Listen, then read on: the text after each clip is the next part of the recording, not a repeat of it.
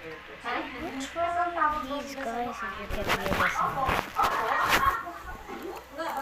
May space po talaga. So, parang pag nag-overstep yung tao. So good. Pero hindi naman po ako ganun. Misha, ikaw daw yung ponyo. Pili ko nga na-intimidate yung lahat ng girls sa akin nung una. Kasi mahilig akong mag-English. Most flexible ko ba yung nagsasplit? Yes. No! Nakahil ka mag-guys. Because yeah, Si Sheena, and see I buy the green one. ikaw daw yung pinaka-bubbly.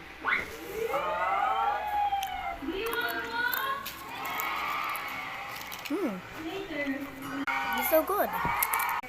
Sa tropa ko na reply niya, naiinis ako. Kasi lumaganap.